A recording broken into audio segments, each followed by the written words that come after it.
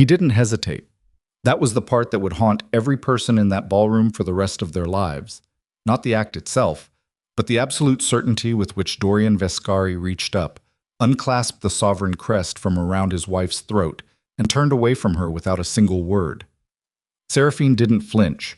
She stood in her black gown at the center of the Black Raven Summit, the one night each year when every Don, every capo, every power broker in the American underworld gathered under one roof.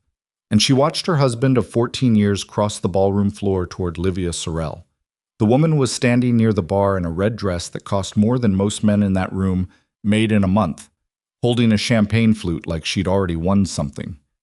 Dorian lifted the crest, ancient silver, its surface worn smooth by decades of hands that had understood what it meant, and he placed it around Livia's neck like it was nothing, like it was a birthday gift, like 14 years hadn't happened at all. The chandeliers hummed. Somewhere near the back, a waiter set down a tray too hard, and the sound cracked through the silence like a gunshot. Nobody moved. Then something happened that Dorian Vescari had never experienced in his 46 years on this earth. Not once, not in any room, not in any country. Every man in that ballroom turned to look at Seraphine instead. If you've ever watched someone hand away the one thing that was supposed to be yours, you already know what this story costs. Stay with us. Subscribe to the channel, hit that like button, and drop your city and country in the comments below. I want to see exactly how far this story travels. Now, let's go back to where it all began to break. The Black Raven Summit was held every third year, rotating between cities chosen by consensus of the Dons. This year, it was Chicago, in a hotel that had been bought and gutted and rebuilt specifically so that no listening device planted by any federal agency would survive the renovation. Seraphine had overseen the vetting of the venue herself. She'd reviewed the architectural schematics, cross-referenced the construction crew against a database she'd spent 11 years building, and personally approved the counter-surveillance sweep 3 days before the event. She did this because it was her job, not her official job. Officially, she was the wife of Dorian Vescari, head of the Vescari family, and her role at events like this was to stand beside him, say little, and remember everything. But the work she actually did, the work that kept the Vescari empire breathing, lived several layers beneath anything Dorian ever thought to ask about. She was 43 years old. She'd been married to Dorian since she was 29. In those 14 years, she had rebuilt the family's intelligence infrastructure after a cartel war nearly gutted it, renegotiated 3 international supply contracts that were hemorrhaging money, quietly removed 2 capos who were selling information to federal investigators, and personally mediated a dispute between the Vescari family and a coalition of Gulf Coast operators that, had it gone wrong, would have meant open war across 6 states. Dorian knew about some of this. He knew she was capable.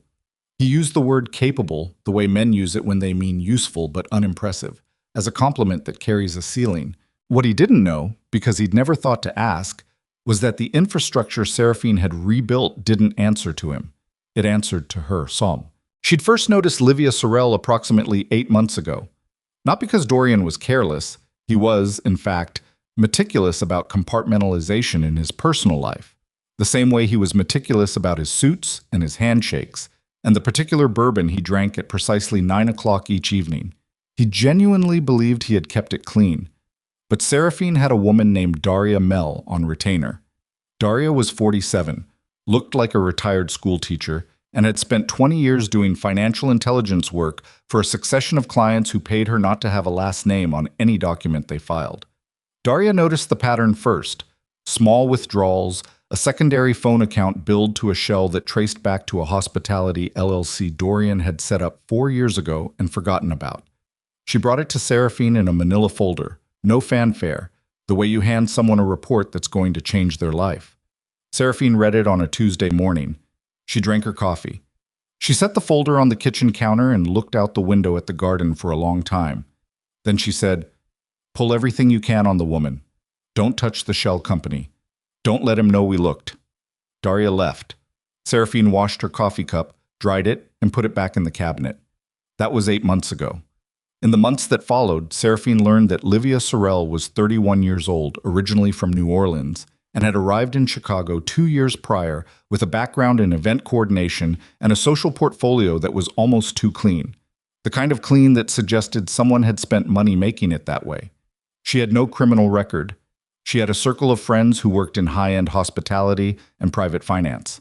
She was charming in a way that felt rehearsed only if you were paying close attention. And most people in Dorian's orbit were not. The third report Daria delivered contained a piece of information that made Seraphine go very still for a very long moment. Livia Sorel had, 4 years before her arrival in Chicago, spent 14 months working as a private consultant for a man named Caro Blett. Caro Blett was the financial architect for a loose coalition of rival families who had spent the better part of a decade attempting to fracture the Vescari network's eastern operations. He was careful, patient, and had never once been charged with anything. Seraphine read the report. She put it in the same locked drawer as the others. She did not tell Dorian. She was waiting to understand the full shape of it before she moved. That was how she had always worked.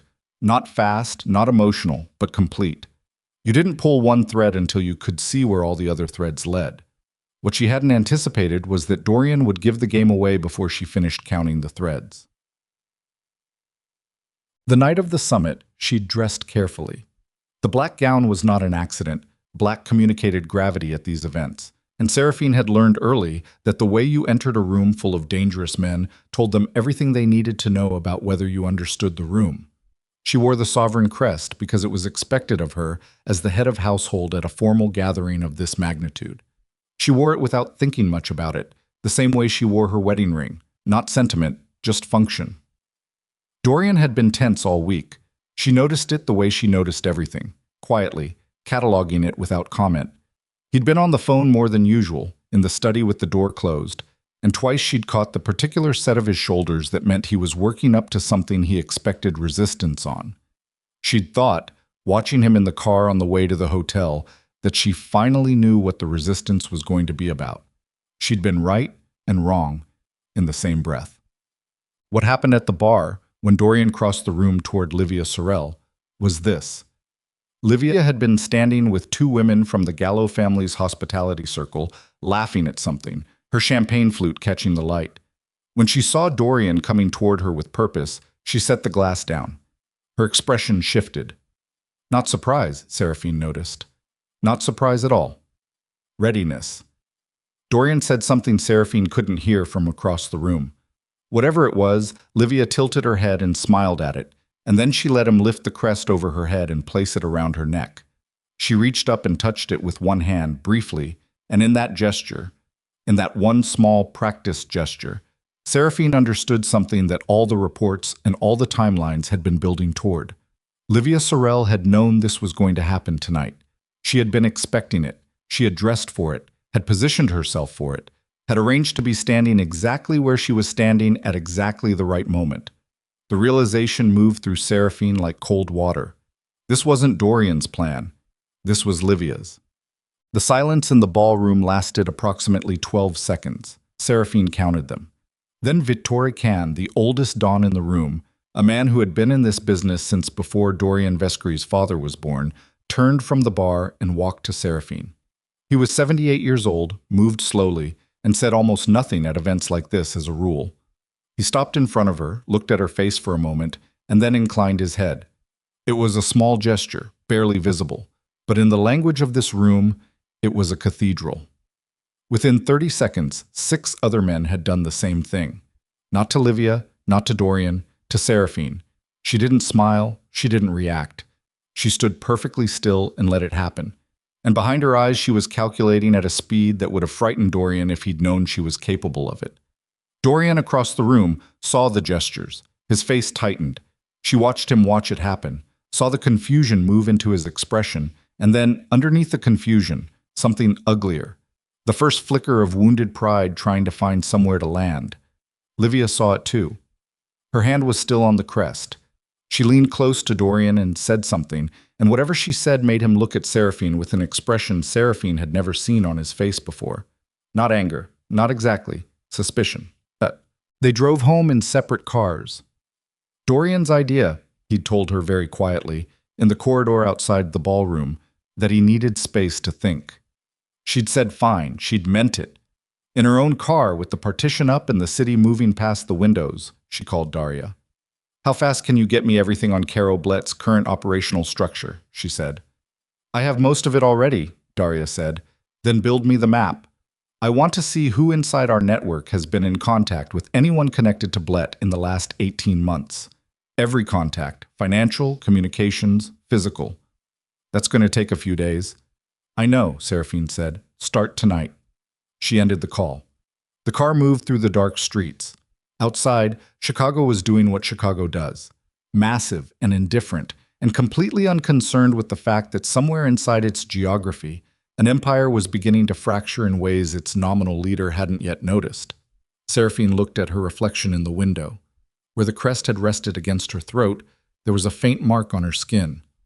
A thin red line from the chain, barely visible. She thought about Livia Sorel's hand reaching up to touch it, that practiced, deliberate gesture. She thought about Dorian's face when he'd seen the Dons bow to her instead. She thought about the 14 months Livia had spent in Caro Blett's orbit, and the 2 years she'd spent working her way into Dorian's, and the timeline those two facts created when you lined them up end to end. Then she stopped thinking about it, because thinking wasn't the same as working, and what this situation required was work. She had a lot of it ahead of her. The house was quiet when she arrived home. Dorian wasn't back yet. She went upstairs, changed out of the gown, and sat at the desk in the small room she used as a personal office. Not the formal study, not anywhere Dorian or his people had ever thought to look, in a house they'd lived in for 9 years. She opened the laptop that didn't connect to any network Dorian's IT people managed. She pulled up the map Daria had begun building 2 months ago, when the Blett connection had first surfaced. Then she started adding to it, not frantically, not with any visible emotion, just steadily, the way you build something that has to hold weight. By the time Dorian's car pulled into the drive at 2:30 in the morning, Seraphine had identified 3 additional contact points between Livia Sorel's financial history and entities connected to the rival coalition. She closed the laptop. She went to bed. She lay in the dark and listened to her husband move through the house downstairs. Heard him pour something in the kitchen, heard the particular creak of the 3rd stair as he came up, heard him stop outside the bedroom door for a moment before continuing down the hall to the guest room. She'd expected that. She wasn't hurt by it. What she felt, lying there in the dark, was something closer to exhaustion. Not the physical kind, but the kind that comes from carrying something heavy for a very long time and finally being able to see the end of the road, even if the end wasn't anywhere she'd wanted to go. 14 years. She'd spent 14 years making this empire run, while Dorian made the decisions that got the credit. She'd done it without resentment, or mostly without it, because she was honest enough with herself to admit that there were nights, usually late ones, when the resentment was there like a stone in her chest, and she had to actively choose to set it down. She'd chosen it, over and over, because the work mattered, because the people inside the network, the ones who depended on its stability, mattered, because she understood in a way Dorian never had, that power wasn't a trophy, it was a responsibility. And the Vescari network, at its foundation, was a structure that protected people who had no other protection to turn to, and that structure required someone with the patience and the judgment to maintain it. She'd been that someone. She just hadn't been the face of it. At 7 in the morning, her phone rang. It was a man named Gus Pella, who ran a crew in the South Side and had been with the Vescari network for 23 years. He didn't announce himself. He just said, "You okay?" "I'm fine," she said. Whole room was talking about it. "I know." A pause. "Vittori's already been on the phone this morning. He wanted you to know." "Tell him I appreciate it." Another pause, longer. "What do you need from us?" It was a question with very specific weight. Seraphine understood exactly what he was asking and exactly what her answer would commit to, and she took 3 full seconds before she answered, not because she was uncertain, but because she wanted to be sure. "Nothing yet," she said. "Sit tight. Don't do anything that looks like a move. I'll tell you when." "All right," Gus said, and then, quietly, "He doesn't know, does he, what he just did?" "No," Seraphine said. "He doesn't." She ended the call and looked out the bedroom window at the morning. The garden was starting to come up. It was late spring, and the beds she'd planted herself 3 years ago were finally full and settled, the kind of established that took time and couldn't be faked. She thought about Livia Sorel sleeping somewhere in this city, the sovereign crest probably sitting on a nightstand or locked in a safe, or worn to bed like a costume piece. And she thought about what Livia didn't know about what that crest contained. Because the crest wasn't just a symbol. It had never been just a symbol. Inside its housing, machined into the metal with a precision that required a particular kind of specialist, was a biometric-activated key, the encryption anchor for the Vescari family's primary financial vault, every offshore account, every contingency fund, every emergency reserve built up over 40 years of careful, patient work. Only one person in the family had ever been registered as the legitimate biological key holder. Seraphine had registered herself 11 years ago, at the instruction of Dorian's father, the old Don, who had understood things about his son that Dorian himself had never examined. She hadn't told Dorian, not because she was hiding it, she'd simply never been asked. She got up, made coffee, and went back to work. She had a feeling the situation was going to escalate before it resolved. It usually did. And when it did, she needed to know the full map. Not for herself, not for the Empire, not even for Dorian. For the 43 years she'd spent learning that the only power worth having is the kind that can still look itself in the mirror when it's done what it had to do.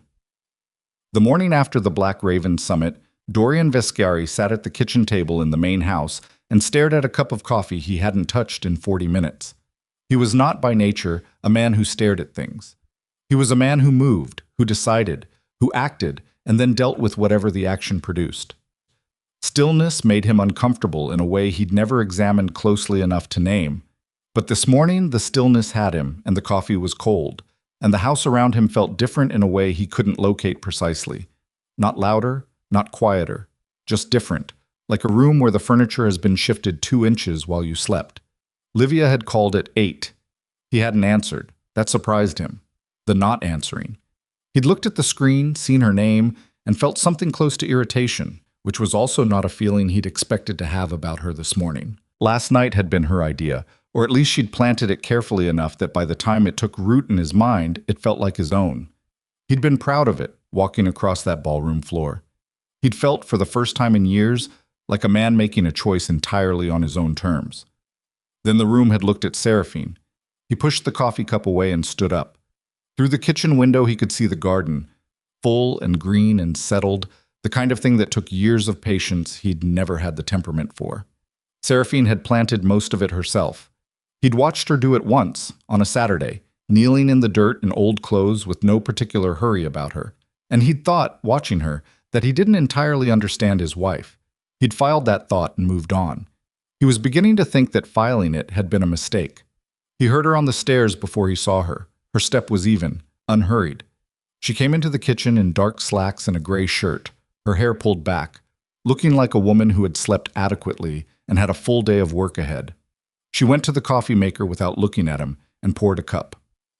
"We need to talk," he said. "I know," she said. She turned around and leaned against the counter with the cup in both hands, and she looked at him with an expression he'd been trying to read for 14 years and still couldn't always crack. Not cold, not warm.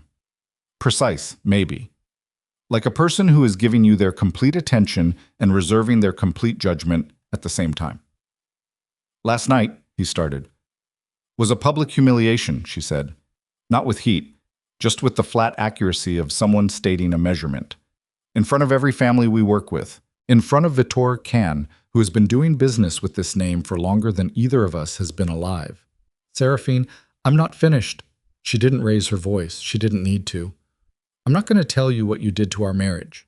You already know that. What I'm going to tell you is what you did to the network, because I don't think you've thought about that part yet."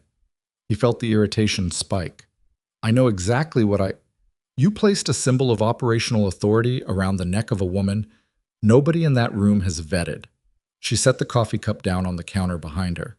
Not her finances, not her background, not her contacts. Nothing. She appeared at your side approximately 8 months ago, and last night you handed her the most significant ceremonial object this family possesses in front of every major partnership we have. "It's a ceremony. It's symbolic.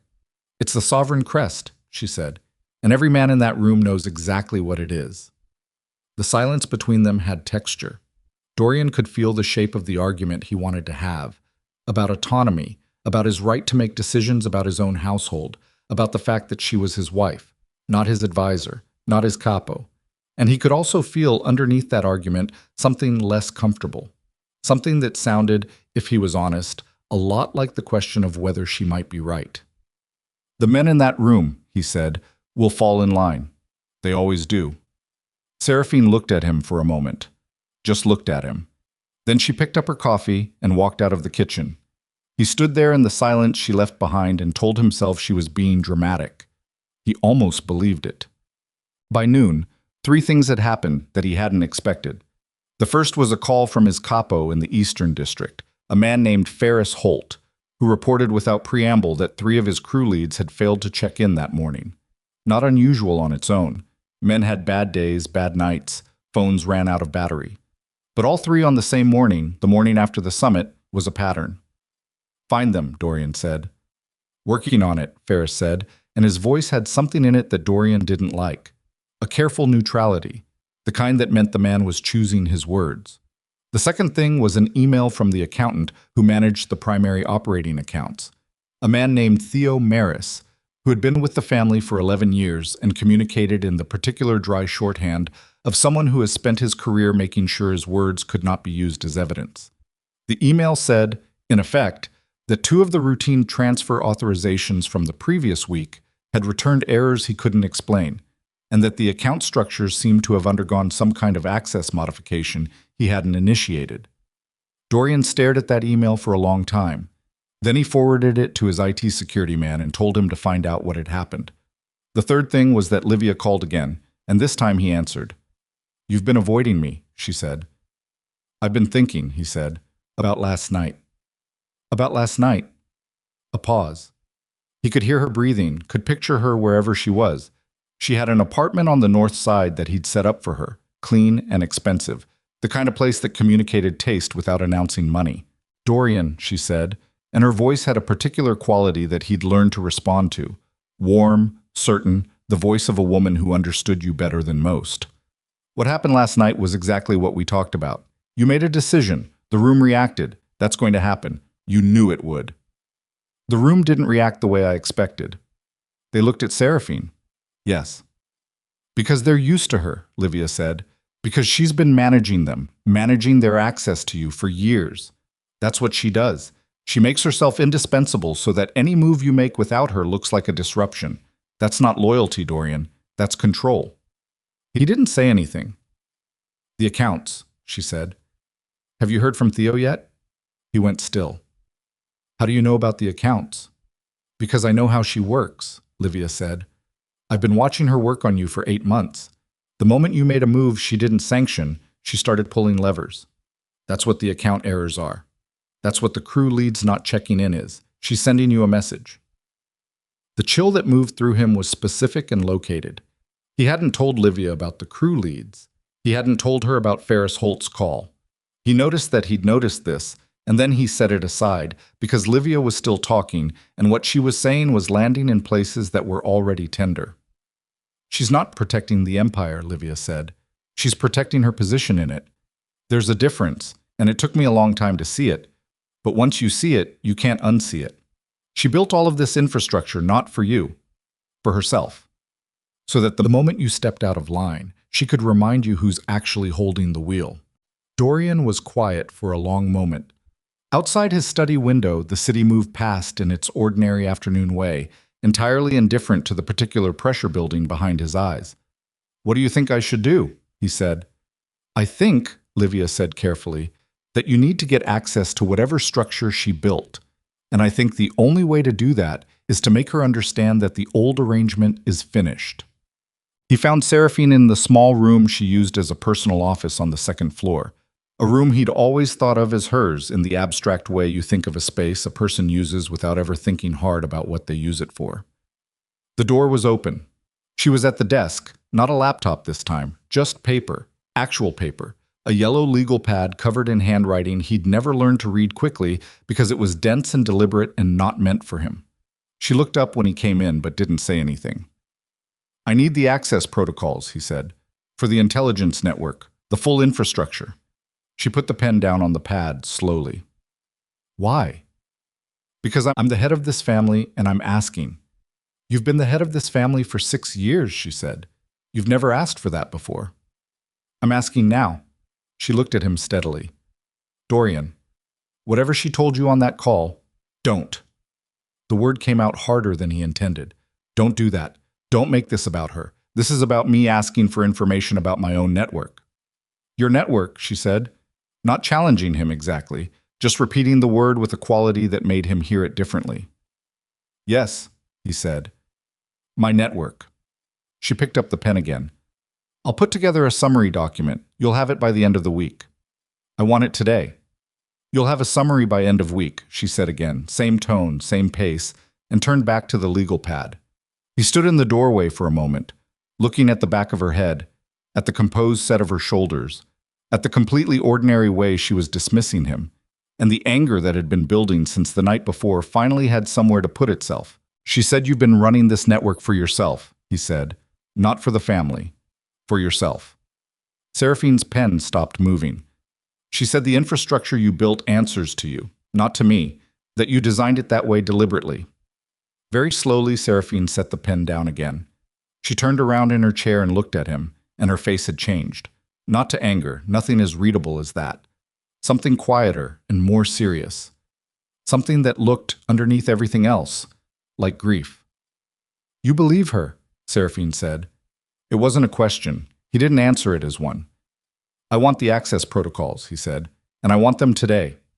She looked at him for a long moment. Then she said, no. The word dropped into the room like a stone into water. No, she said again. Not because I'm hiding something, because you just told me your mistress has been analyzing the structure of this family's intelligence network and briefing you on it, and until I understand how she knows what she knows, I'm not handing you a map to give her. You don't give me orders. I'm not giving you an order. She stood up from the desk. She was not a tall woman, but she took up space in a particular way when she stood, a stillness that had weight. I'm telling you that something is wrong with this situation beyond the two of us, and if you can't see that, then I am the only thing standing between this family and something I don't think either of us is ready for. Dorian looked at her. He looked at the woman he'd been married to for 14 years, standing in a small room full of work he'd never examined, and he felt the anger and the stubbornness and the wounded pride all speaking at once, and Livia's voice underneath all of them, warm and certain, and telling him exactly what he wanted to hear.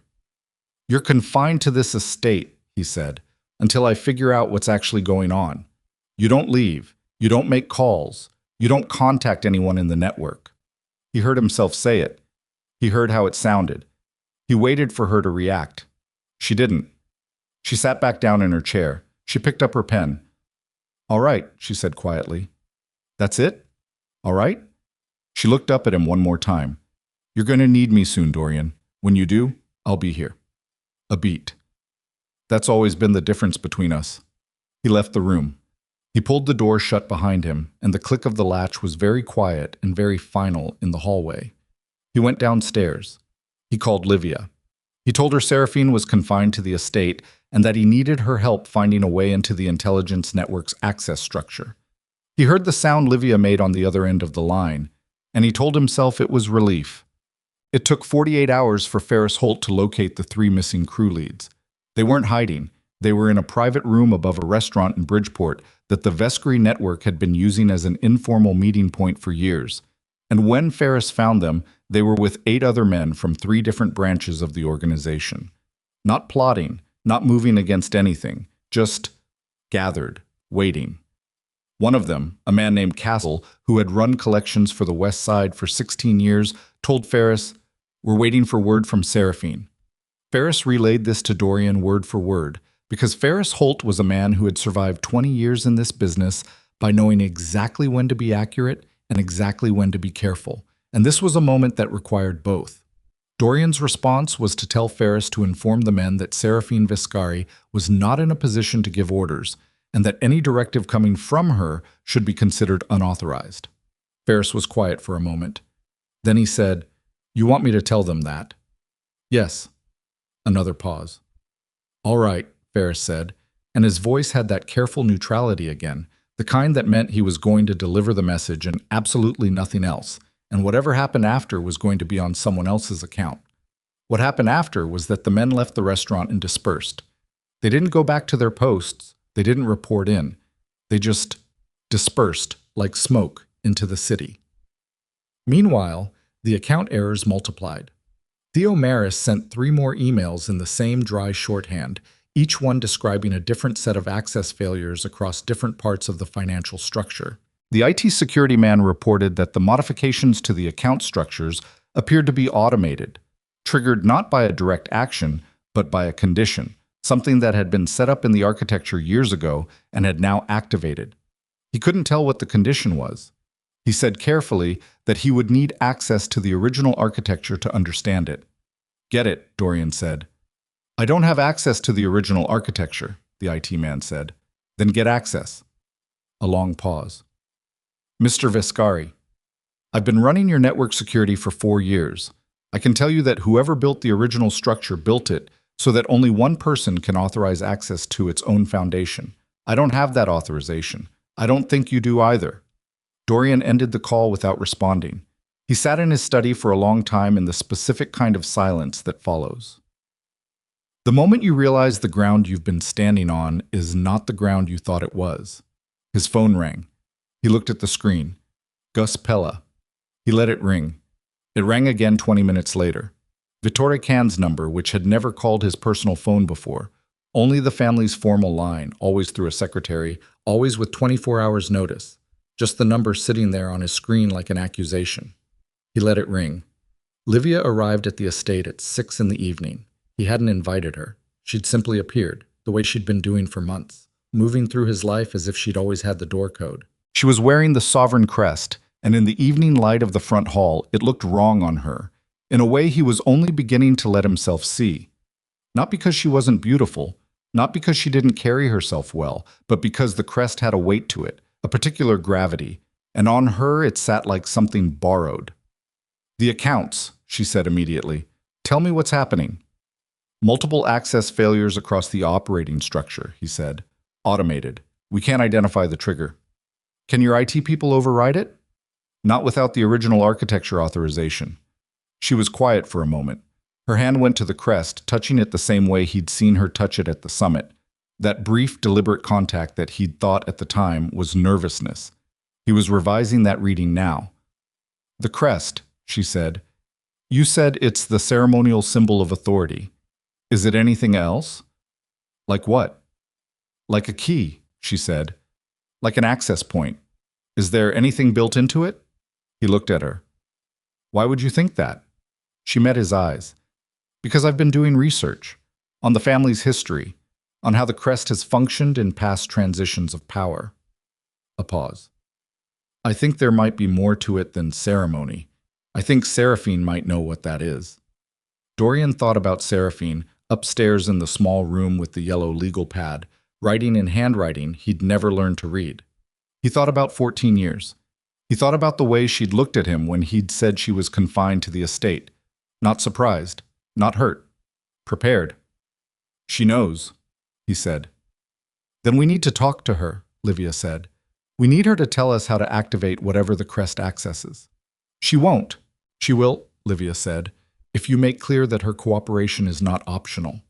He looked at Livia Sorel standing in his front hall, wearing his family's most significant possession and telling him to coerce his wife. And for the first time, the absolute first time, he felt the ground shift under the specific weight of what he'd set in motion. But the accounts were failing. The crew leads had vanished. Vittore Can was calling his personal line. And the IT man was telling him the architecture of his own network required an authorization that wasn't his. He was the head of this family. He'd been making decisions alone his entire adult life, and the decisions had been right, and the empire had grown, and the night at the summit had been one decision, one, and he would not let it become the thing that undid everything he'd built. I'll talk to her, he said. He went upstairs. He knocked on the door of the small office. He opened it without waiting for an answer. Seraphine was at the desk. The legal pad was gone. In its place was a single sheet of paper, face down, and she had her hands folded on top of it in a way that was so deliberate it felt choreographed. She looked at him and waited. The accounts, he said. There's a trigger in the architecture, something automated. My people can't access the foundation. I know, she said. Fix it. She looked at him for a moment. Then she said, Dorian, who told you the crest was a key? He blinked. What? Who told you the crest might be an access point for something beyond ceremony? Not a question. Not quite. Because you didn't know that. You have never known that in 6 years of leading this family. Because I didn't tell you, and your father didn't tell you, and there is no written record of it anywhere, so someone told you just now. He could feel the shape of the next few seconds before they arrived, the way you can sometimes feel a room shift its weight before the thing you're afraid of actually happens. She's downstairs, he said. Livia, she suggested the crest might be a key, Seraphine said, and she asked you to come up here and make me tell you how to activate it. She asked me to get your cooperation. Yes, Seraphine said. I imagine she did. The room was very quiet. Somewhere below them in the house, he could hear the sound of Livia's heels on the marble floor of the front hall. Slow, patient, the footsteps of a woman who was waiting for something she had waited a long time for. Seraphine turned the sheet of paper over on the desk. On it was a diagram, hand-drawn, dense with lines and notations. And even from across the room he could see that it was a map of something complex and interconnected, and that at its center was a symbol he recognized. Caro Blett, Seraphine said. He runs financial architecture for the coalition that has been trying to fracture our eastern operations for 9 years. Livia Sorel worked for him for 14 months before she came to Chicago. She has been in this house, in your life, for 2 years, getting closer and closer to this. She touched the center of the diagram with one finger. And tonight she asked you to bring her the activation key. Dorian stared at the diagram. His mouth was dry. You have 2 options, Seraphine said. You can go back downstairs and tell her I refused, or you can stand here long enough to understand what she's actually come here to take. From below, Livia's footsteps stopped. The silence that followed was the loudest thing Dorian Viscari had heard in years, louder than the summit, louder than the account alerts, louder than every unanswered phone call stacking up on his personal line like a debt he hadn't known he was accruing. He stood in the doorway of his wife's small office, in the house he thought he knew, looking at a map of an empire he thought he controlled, and the ground beneath him was no longer where he had last felt it. Dorian didn't move for a full 10 seconds. Seraphine counted them without meaning to, an old habit, the kind you develop when you've spent years reading rooms and the people inside them, when you've learned that the space between a man's understanding and his reaction tells you more about him than anything he'll say out loud. At 7 seconds, his jaw tightened. At 9, his hands, which had been loose at his sides, closed slowly into fists. At 10, he turned and walked back down the hallway toward the stairs. Seraphine stood up from the desk. She crossed the room quickly and reached the hallway in time to hear his footsteps on the stairs. Not running, not slow, that particular controlled pace of a man who is holding himself together by sheer force of habit. She went to the top of the stairs and looked down. Dorian had stopped on the landing. Livia was standing at the bottom of the staircase looking up at him, and the expression on her face, for just a fraction of a second, before she adjusted it into something softer, was the expression of a woman who had been waiting for a specific thing and was calculating whether it had arrived. Well, Livia said. Her voice was warm, concerned, the voice she used when she wanted to sound like the only stable person in a destabilizing room. Dorian looked at her from the landing. He looked at the sovereign crest against her collarbone. He looked at her face. How did you know about the crest? He said. The warmth in Livia's expression didn't disappear. It shifted, adjusted its angle slightly, the way a light source moves to eliminate a shadow. I told you, I've been researching the family's history. The crest has been... Nobody researches that, Dorian said. It's not written down anywhere. It's not in any document we've ever filed or any archive that's publicly accessible. The function of the crest is oral history. It's passed from the head of household to the next. My father told me what it was on the day he transferred authority. He paused. He told me it was ceremonial. That's all he said, because at that point it was all he knew. Livia looked at him steadily. Maybe your father didn't know everything either. Maybe, Dorian said. Or maybe someone who has spent years building a picture of this family's internal architecture told you specifically what to look for and how to ask me to get it. The silence in the front hall had weight. Seraphine, at the top of the stairs, didn't breathe. Livia tilted her head, just slightly, the gesture of a person recalibrating. Dorian, you're under enormous pressure right now. The accounts, the crew problems. You're looking for a pattern that explains all of it, and you're landing on me because it's easier than Caro Blett, Dorian said. The name hit the air between them like something thrown hard at a wall. Livia went absolutely still. Not a flinch. Stiller than a flinch. The specific stillness of a person who has trained themselves not to react and is, in this one moment, working very hard at the training. Say it again, Dorian said. His voice had dropped. Say his name and tell me you don't know who he is. 3 seconds. 4. I worked for him, Livia said. Years ago. Before I came here. It was consulting work, completely legitimate. 14 months, Dorian said. 14 months, and then you came to Chicago. And then you found me. And then you spent 2 years getting close enough to this house that I gave you the door code. I gave you the door code. He said it like a man naming a specific wound. And last night I put the crest around your neck in front of every family we work with. Dorian, how much of it was real? His voice cracked on the last word. Not with emotion exactly, but with the particular strain of a man who has been holding something very heavy and has just realized the weight is larger than he thought. Any of it.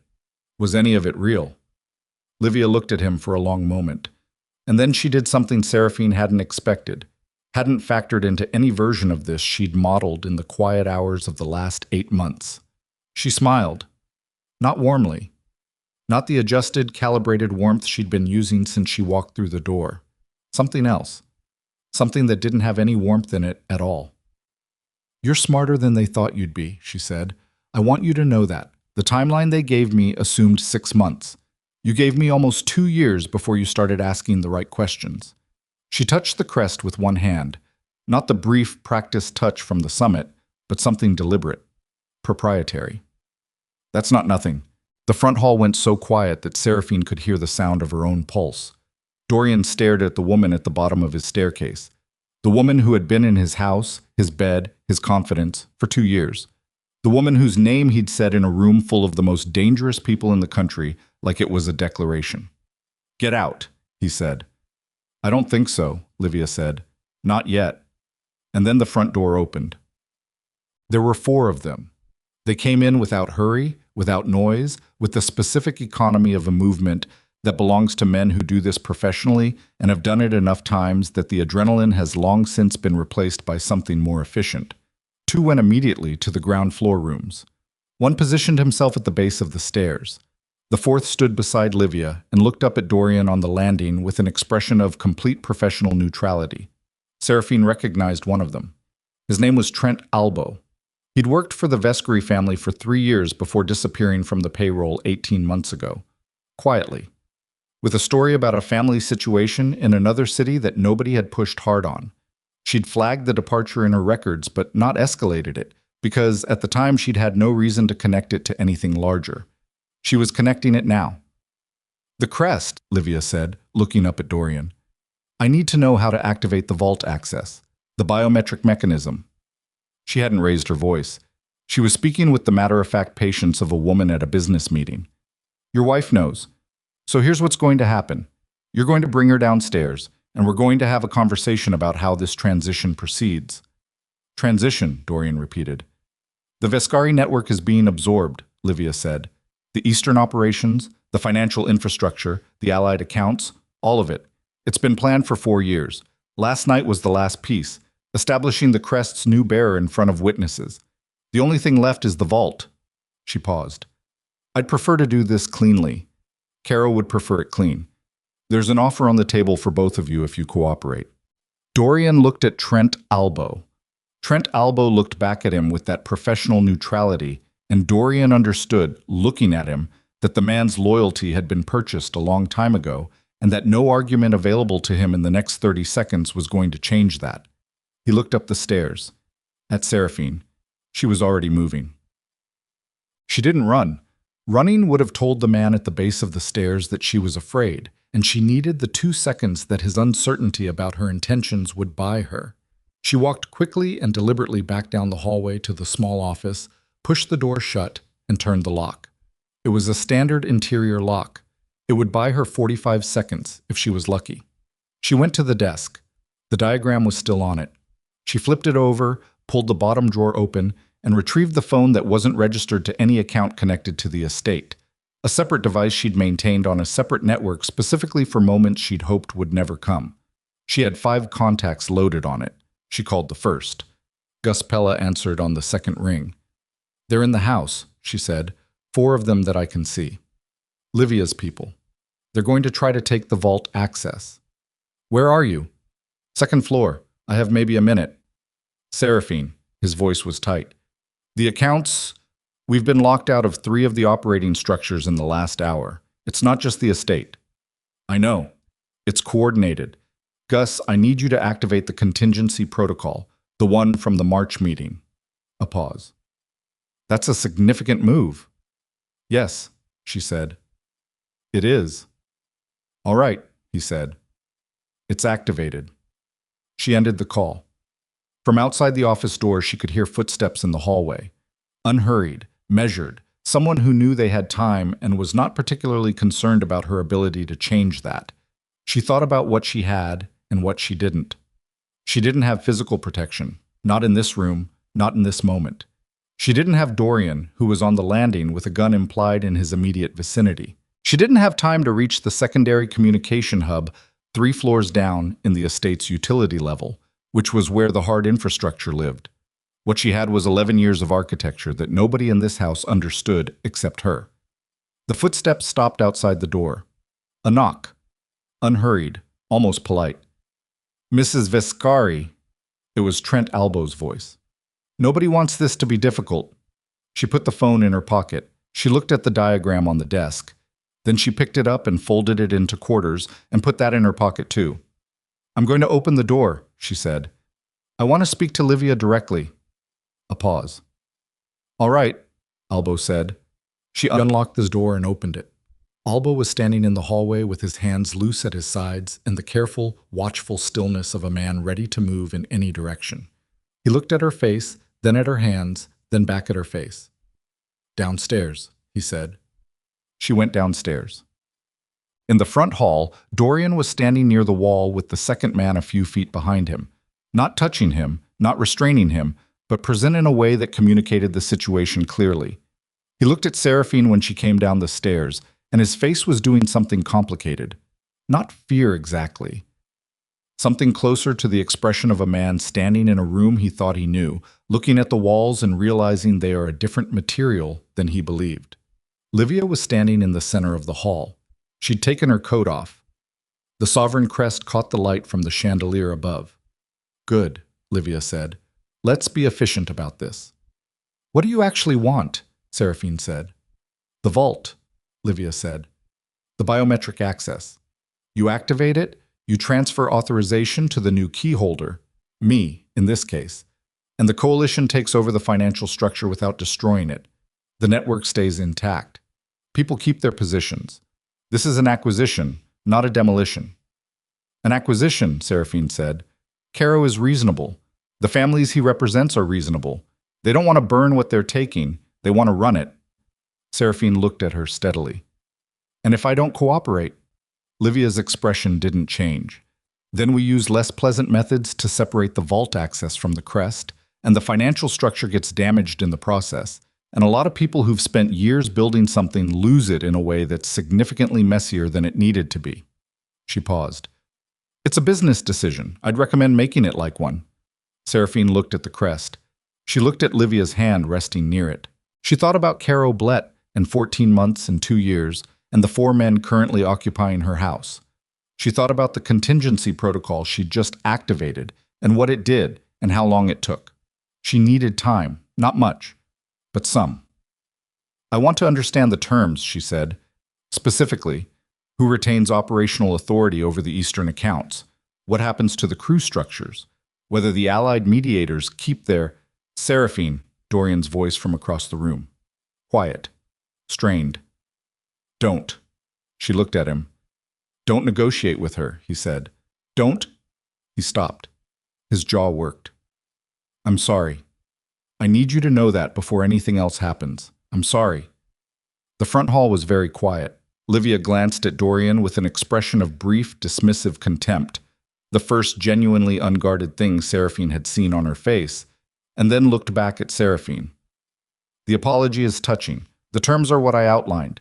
You have about 2 minutes to decide. Seraphine's phone buzzed in her pocket.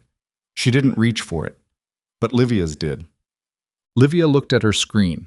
The warmth, the professionalism, the calibrated composure, all of it left her face in the space of 1 second. What replaced it was something rawer, a kind of urgent recalculation that looked almost like panic before she pressed it back down. She looked up at Seraphine. What did you do? I'm not sure what you mean, Seraphine said. What did you activate? In the last 5 minutes, what did you activate? Seraphine said nothing. Livia turned to Albo. Get Caro on the line, now. Then back to Seraphine, and her voice had changed. The business meeting patience gone, something faster and more jagged in its place. The accounts. All of the accounts. They're not just locked, they're migrating. Someone is moving the underlying architecture. Who authorized that? Who is doing that right now? The contingency protocol is automated, Seraphine said. I authorized it 11 years ago when I built the structure. It activates under specific conditions. What conditions? An unauthorized presence in this house, Seraphine said. Simultaneous unauthorized access attempts across 3 or more operating accounts, and a direct call from me to confirm. She looked at Livia with something that was not satisfaction and not anger. Something more like clarity, the particular feeling of seeing a thing completely after a long time of seeing it only in parts. You've been building toward this for 4 years. I've been building the response for 11.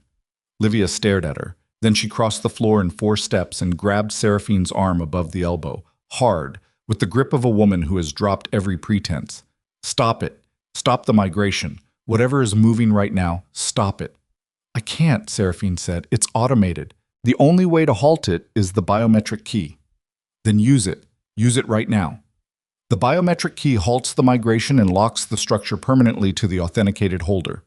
Seraphine looked at Livia's hand on her arm, then up at her face. If I use it right now, in these conditions, it locks to me. Not to you, not to Caro, to me, permanently. Livia's grip tightened. Her phone was buzzing again in her other hand. Multiple calls stacking up, the sound of a plan unraveling at a speed that couldn't be managed by one person in one room. Then we have a problem, Livia said. We've had a problem for 4 years, Seraphine said. You're just meeting it now. What happened next happened fast. Albo moved toward Seraphine from the hallway. Dorian moved from the wall, not toward Seraphine, toward Albo, with the sudden physical decisiveness of a man who has been standing still too long and has just found the one thing he's willing to commit to. He hit Albo from the side, not cleanly, not the move of someone trained for this kind of close work, but hard enough and surprising enough that Albo went into the wall and the two of them went down together in a collision of furniture and effort. Livia pulled Seraphine toward the door. Not toward the stairs, toward the front entrance. And in that movement, Seraphine understood something she hadn't fully modeled. Livia wasn't trying to stay and finish this. The phone calls, the migration, the plan coming apart at its edges. She was trying to leave. She was trying to take Seraphine with her, and she was going to try to use her somewhere with fewer variables and more control. Seraphine drove her elbow back hard into Livia's ribs. Livia's breath went out in a sharp, involuntary sound, and her grip loosened for exactly the half-second required. Seraphine stepped sideways, turned, and put her back against the staircase banister with 3 feet of open space between them. Livia straightened. She was breathing hard, one hand pressed to her side, and the composed professional surface was completely gone now. What was under it was cold and focused and considerably more dangerous. You cannot win this, Livia said. You understand that. Caro has 40 people in this city alone. By tomorrow morning, he can have this entire network frozen at every level. He's already losing the accounts, Seraphine said. Every minute we stand here, the architecture migrates further. By morning, nothing he touches will connect to anything he thinks he has. He'll rebuild it. Not in 4 years. Not in 10. Seraphine looked at her steadily. You knew about the crest. You knew there was a biometric key. What you didn't know, what Caro couldn't tell you, because none of his intelligence ever got close enough to know it, is that the key doesn't just unlock the vault. It is the vault. The entire financial architecture is stored inside a biometric encrypted structure that only one person can authorize. You can't hack it. You can't reverse engineer it. You can't take it from me by force, because force will trigger the destruction protocol and everything burns. A beat. I built it that way deliberately. The front hall was quiet except for the sounds of Dorian and Albo somewhere to her left, labored breathing, the scrape of furniture on marble, the particular sounds of two men who are past the point of letting go. Livia looked at Seraphine. She looked at the sovereign crest against her own chest. She looked at the phone in her hand, with its stacking calls and its evidence of a plan hemorrhaging in real time. Then she did something Seraphine hadn't modeled either. She called out toward the back of the house. Kovac! From the rear hallway, the third man appeared. He was not pointing anything at anyone. He didn't need to. His presence in the room changed the geometry of it, blocked the hallway, blocked the kitchen exit, left the front door as the only remaining option. We're leaving, Livia said to him. Then to Seraphine, stop the migration, call off whatever you've set in motion, or every person in this network who matters to you gets a visit tonight, not from Caro's people. A pause, slow and deliberate. From the federal investigators he has on retainer. The temperature in the room dropped about 10 degrees. Seraphine felt it, felt the specific quality of the threat, the way it landed in a different place than physical danger. Because physical danger she'd built against. She'd built the architecture, the contingency protocol, the migration sequence, all of it, against physical danger, against acquisition, against hostile takeover, against violence. She had not fully accounted for the possibility that Livia Sorel had federal leverage, and the look on Livia's face said she knew exactly how that sentence had landed. 12 names, Livia said softly. That's how many Caro has prepared files on. People inside your network. Gus Pella, Ferris Holt, Theo Maris. She watched Seraphine's face. Your IT man, the woman who handles your foreign account mediation, 3 of your crew leads. A pause. Daria Mel. Seraphine's jaw tightened. You know that name, Livia said. Good. Then you understand what the files contain. 18 years of financial transactions, communications, and operational activities, all organized, all documented, all ready to go to federal investigators who are very eager to find something substantive to work with. She tilted her head. Stop the migration. Give me the authorization. Walk out of this with your husband and your freedom, and Caro's people walk away from 12 lives tonight. Dorian had gotten free of Albo somewhere in the last 30 seconds. She could feel him standing somewhere behind her, breathing hard, not speaking. Seraphine stood at the base of the staircase of her own home and looked at the woman who had spent 4 years taking everything apart and felt, for the first time in the entire length of this thing, the specific sensation of a floor giving way. Not because she was beaten, not because the architecture had failed, because she had built the structure to protect the empire. She had built it to protect the work. She had not fully reckoned with the possibility that the cost of protecting the structure would be the people inside it, that the choice would arrive not as a tactical problem, but as a human one, with names attached, and that the names would be people who had trusted her. Gus Pella, who had called her the morning after the summit to ask if she was okay. Daria Mel, who had handed her a manila folder 3 years ago and changed the shape of everything. 12 names. 12 people who had been inside her infrastructure, her trust, her protection, and who were now the lever Livia Sorel was using to pry her open. How long do I have, Seraphine said, to decide? Until I walk out that door, Livia said.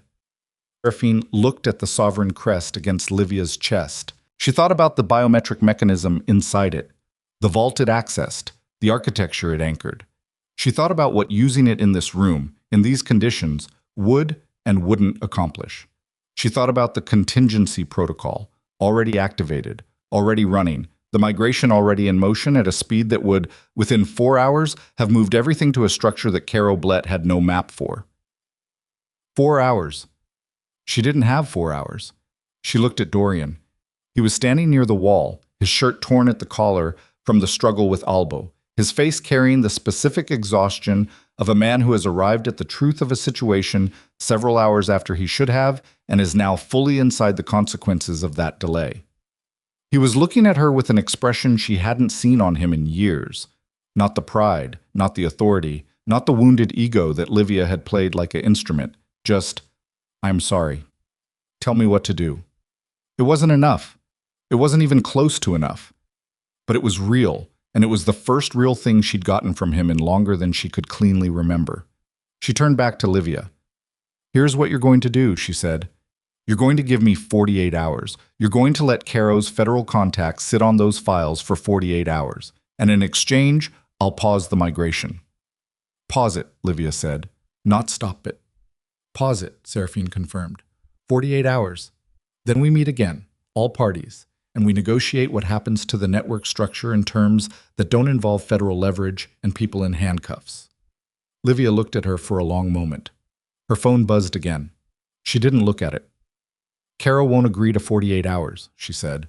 "Then call him," Seraphine said, "and tell him that his alternative is a financial architecture that finishes migrating tonight and leaves him with nothing but federal files that name people who are going to spend the rest of their lives explaining to investigators how Caro Blett set them up, which is going to be a very different kind of federal problem than the one he thought he was creating."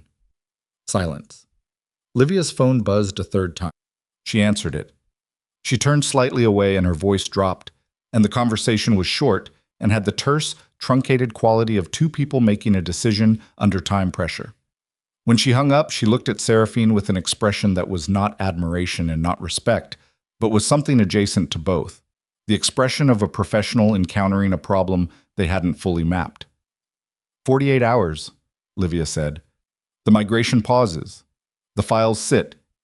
And in 48 hours, you present yourself, without lawyers, without federal contacts of your own, to a location Caro chooses, and we have a conversation about what the network looks like going forward. "And the 12 names," Seraphine said, "they're not touched in the interim." "They're not touched." Seraphine looked at her for one more second.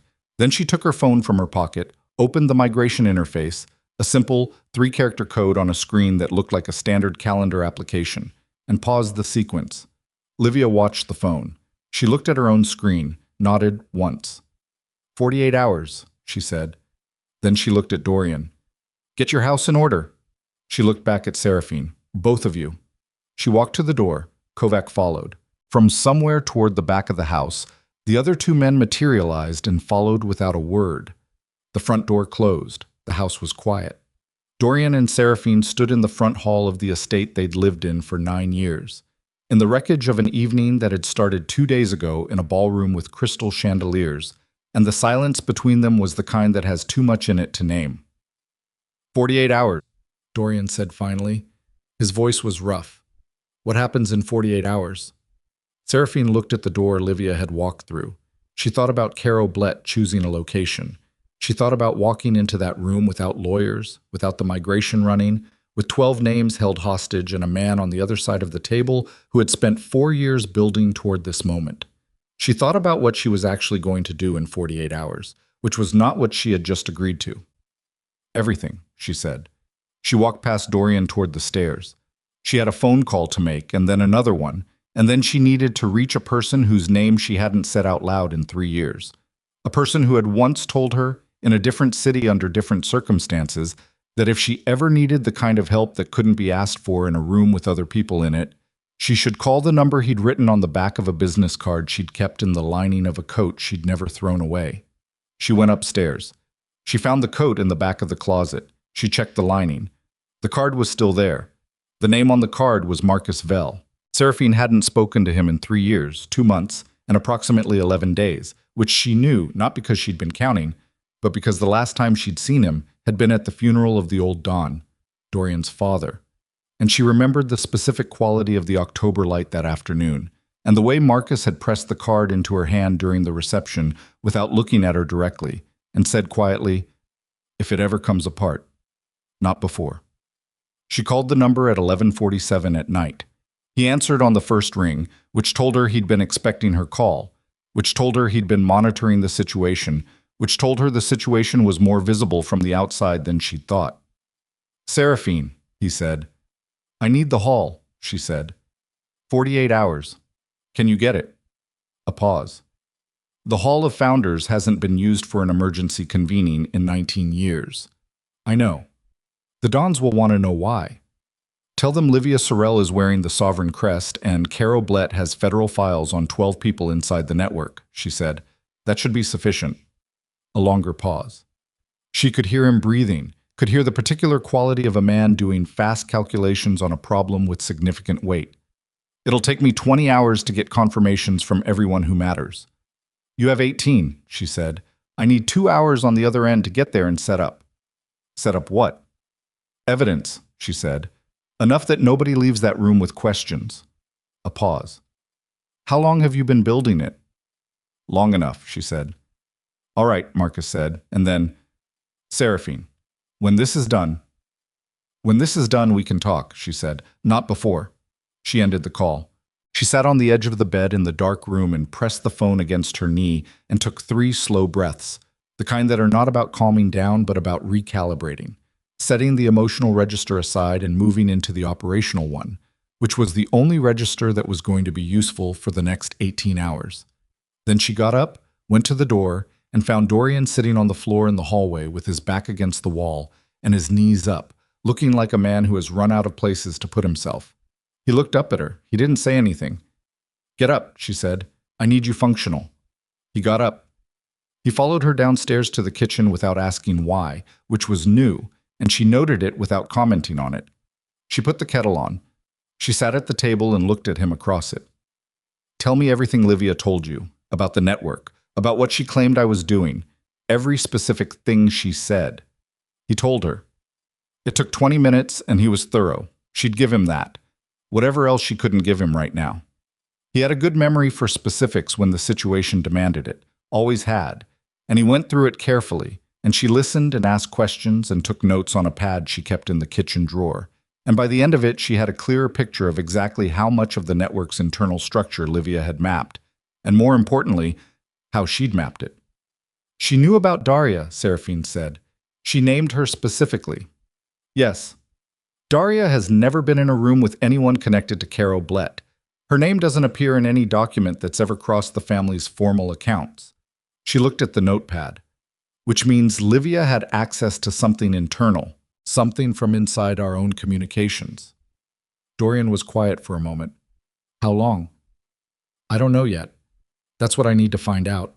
She looked up from the notepad. Who has had access to your personal study in the last 18 months? Not the formal office. The study. He thought about it. Gave her 4 names. A housekeeper, his personal assistant, a security tech who'd updated the building's system 9 months ago. And Livia. She wrote them all down. She underlined the last one. The security update, she said. 9 months ago. Who authorized it? He looked at her. She recommended the company. Seraphine put the pen down on the table with a precise, quiet click. She recommended the company that updated our internal security system 9 months ago. Yes. And you used them. Yes. She looked at the table surface for a moment. Then she picked the pen back up. All right, she said. Here's what we're doing. Potem. She called Daria at midnight. She told her about the federal files and the names on the list and gave her 2 instructions. Relocate tonight, tell no one where, and be reachable only on the clean line. Daria listened without interrupting, said, understood, in the particular flat tone of a woman who has known this kind of call might come and has long since made her peace with it, and hung up. She called Gus Pella next, told him the same about the files, told him to pass word to the others on the list, told him that in approximately 17 hours she needed every man who was willing to stand in a room and be counted to be at an address she would send him in the morning. He asked how many men. Men. She said as many as trust the name Viscari more than they trust what they've been hearing for the last 48 hours. He was quiet for a moment. Then, that's going to be more than you expect. Good, she said. She spent the next 4 hours at the desk in the small office, not sleeping, building the presentation she needed to build. The financial records had been accumulating in her encrypted system for 8 months. Every thread she'd pulled on the Blett connection, every transaction that linked Livia Sorel's history to the coalition's operational accounts, every communication intercept that Daria's network had gathered. She organized it the way you organize evidence for people who have very limited patience for ambiguity and very well-developed instincts for spotting a gap in the argument. At 4 a.m, Dorian knocked on the open door. She looked up. He was carrying 2 cups of coffee, which she hadn't expected, and his shirt was different from the torn one, which meant he'd taken the time to change, which meant he was also not sleeping. He set one cup on the desk near her. He sat in the chair against the wall, the one she used for her coat when she came in and rarely for anything else. "What do you need from me?" he said. She looked at him. The question was simple and it was genuine, and she understood what it cost him to ask it in exactly those words. Not "how can I help?" Not "what should I do?" But "what do you need?" which acknowledged a specific thing about who was driving this and who was not. "In the hall," she said, "when we're there. I need you to confirm what you authorized, what you know, what you didn't know."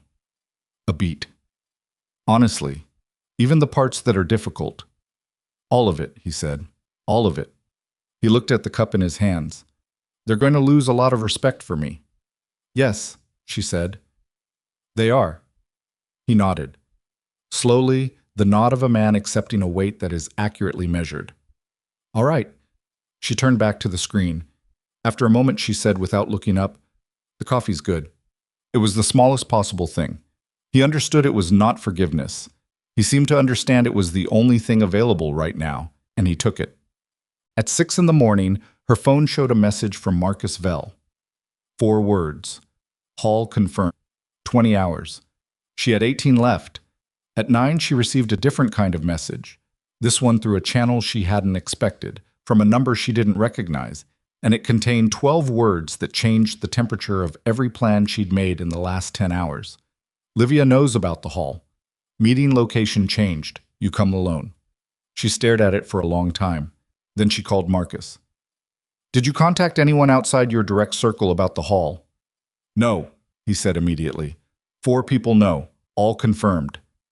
"Then we have a leak inside your 4. Silence. "That's not... It's possible," she said. "Figure out which one and do it fast. And Marcus, do not change the hall. Whatever message you receive about a location change, ignore it. The hall stands." "If she knows, then she'll try to intercept before we get there," Seraphine said. "Which means I need to not be where she thinks I am for the next 16 hours. She ended the call. She sat for a moment with the phone in her hand and thought about the message. 12 words. 12 clean words with no particular style, no identifying pattern. She thought about Livia Sorel, who had spent 2 years learning how to imitate the speech patterns of people Dorian trusted, who had recommended the security company that updated their system, who had, at some point in the last 8 months, found a way inside a communication channel that Seraphine had considered clean. Not Daria's channel. Not the clean phone. Something older. Something she'd stopped using frequently enough that she'd underweighted its exposure. She went to the kitchen. She found Dorian and told him they were leaving the estate in the next 30 minutes and not returning until after the hall. He didn't ask questions. He went upstairs and came back with a bag. They left through the garden, out the back gate, through the neighbor's property, with the easement she'd quietly arranged 7 years ago for exactly this kind of contingency, into a car she'd parked on the parallel street 6 weeks ago and moved twice since, registered to a name that connected to nothing and no one. She drove. Dorian sat in the passenger seat and looked out at the city waking up around them, the ordinary morning traffic of people going to ordinary places. And she could see in his profile the specific expression of a man recalibrating the distance between the life he thought he was living and the one he had apparently been living all along. "You had an exit vehicle," he said. "Yes." "Parked nearby?" "Yes." A pause. "How long?" 4 years, she said. "Around the time I started noticing irregularities in the Eastern accounts that didn't resolve the way they should have." He was quiet. Then, "You knew something was coming 4 years ago." "I knew something was building," she said. "I didn't know what." "You build for the shape of the threat before you know its name." He looked out the window. "I didn't know you were doing any of this." "No," she said. "Because I didn't ask." "Because you didn't ask," she confirmed, without inflection, without accusation.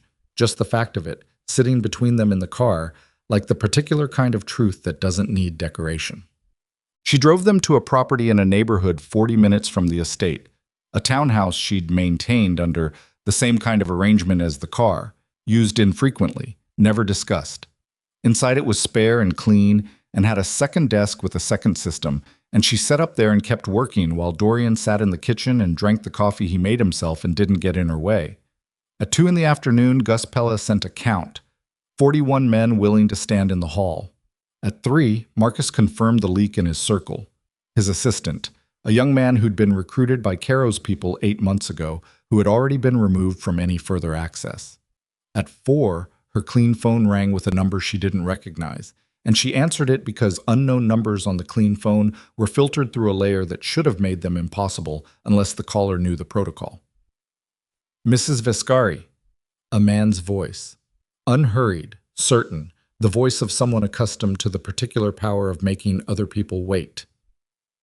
I think it's time we spoke directly. Caro bled. She'd never heard his voice before. It was unremarkable.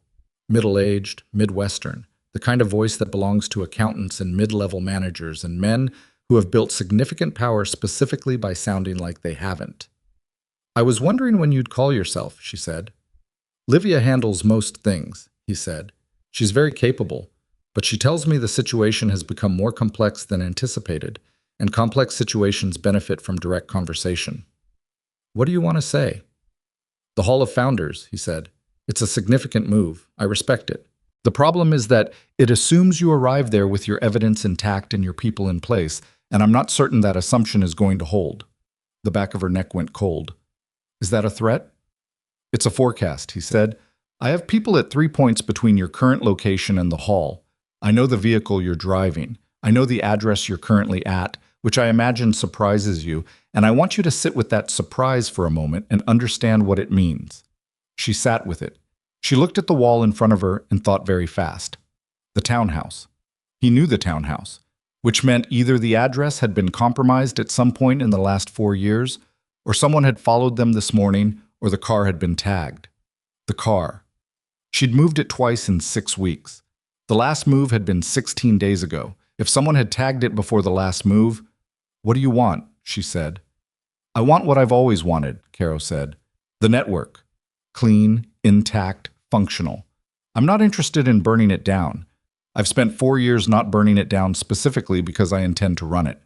The hall is a problem because it creates a public record of contestation that complicates the transition."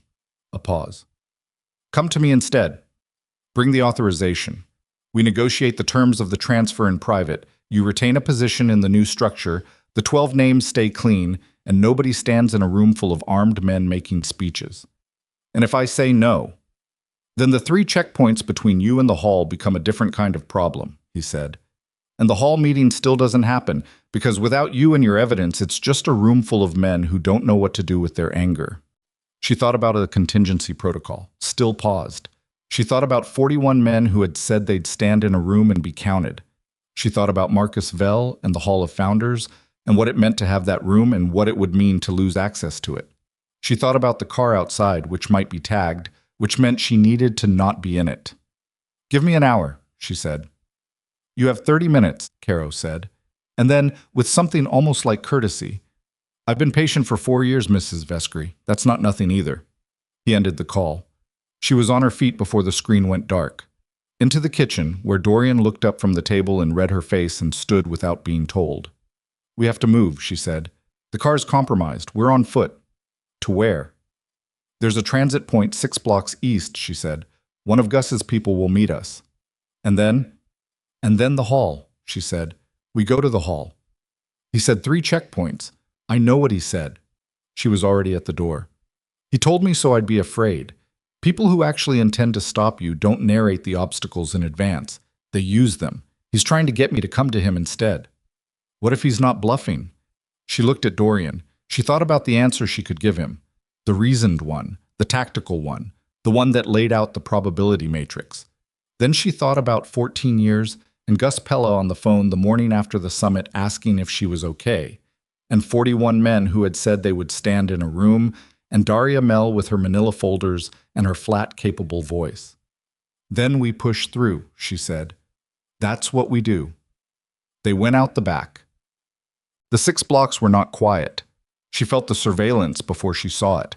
A particular quality of attention in a parked car on the 1st block. A man near a corner on the 3rd who was looking at his phone, but not looking at his phone.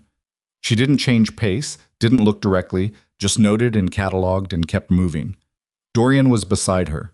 He'd been in rooms with dangerous men his entire adult life, had negotiated and commanded and occasionally fought his way through situations that required physical commitment, but he'd always done it from a position of known authority, always with the architecture of the empire behind him, with men who answered to his name, with the understanding that the name itself carried weight.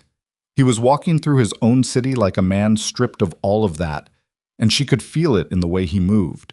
Not afraid exactly, but recalibrated, feeling for a floor that wasn't where he'd left it.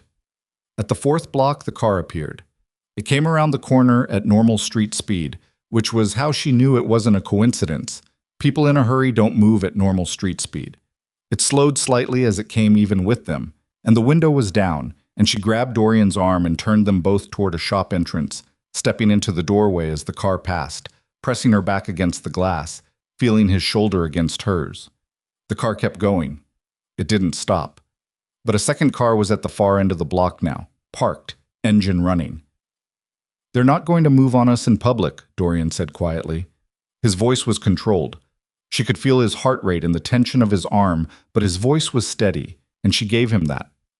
"No," she said. "But they're mapping our route, figuring out where we're going. Can we lose them?" She looked at the street, at the transit entrance half a block ahead, at the second car, at the particular geography of the block, which she'd memorized 3 years ago because that's what you did when you set up a contingency. "Yes," she said. "Follow me exactly.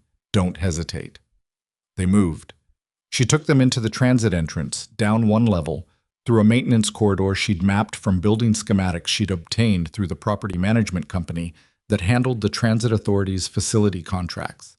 The kind of access that requires patience and foresight and the willingness to spend 3 years acquiring leverage that might never be necessary. They came up on the opposite side of the block through a utility exit and into a different street entirely. Gus Pella's man was there. A car, nondescript, running. He didn't say anything, just looked at them and nodded toward the back seat. They got in. So, the Hall of Founders was in a building that had been owned by a succession of private holding companies for 60 years, each one a layer over the last. The ownership structure so layered that even aggressive federal investigation had never successfully identified who actually held the deed. Inside, it was old marble and dark wood, and the particular smell of a room that has absorbed the weight of serious conversations over many decades. It seated approximately 80, with a central floor and tiered seating on 3 sides, lit by fixtures that had been updated twice since the original installation, but retained the quality of light that communicated gravity without theater. When Seraphine walked in at 7:40 in the evening, 43 people were already there, more than Gus had counted. Word had moved faster than she'd calculated, or the situation had clarified something for people who'd been uncertain before. Vittore Can was in the front row, 78 years old, moving slowly, present. Marcus Vell was near the door. He looked at her as she came in with the particular expression of a man who had spent 20 hours making something happen and was relieved to see the person it was made for. Dorian came in beside her. The room registered his presence. A particular collective stillness, the kind that communicates attention without any single person moving. She went to the front of the room. She set her bag on the table there. She opened her laptop and connected it to the room's display system, which Marcus had prepared. She looked at the assembled room, at the faces she knew, the ones she'd worked beside for years without ever standing in front of this way. Capos, accountants, mediators, crew leads, allied representatives from 4 separate families. People who had, in the aggregate, been the operational reality of the empire that bore the Vescari name, while the man who bore it stood at the front of ballrooms and accepted credit. She thought about what she was going to say. She thought about the 14 years and the yellow legal pad and the garden she'd planted herself and the manila folder on the kitchen counter and every decision she'd ever made about when to move and when to wait and what to protect and what to let go. She opened her mouth to speak. The doors at the back of the hall opened, and Livia Sorel walked in. She was not alone.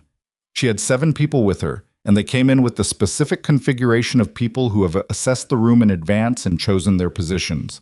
2 to the left, 2 to the right, 3 behind Livia, spreading into the space with the efficiency of people who have done this before.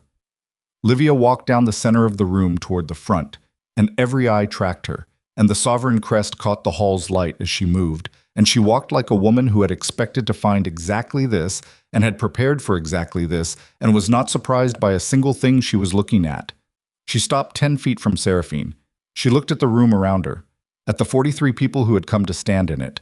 Then she looked at Seraphine and said, in a voice that carried clearly to every corner, "Before you present whatever you've built, there's something this room needs to see first."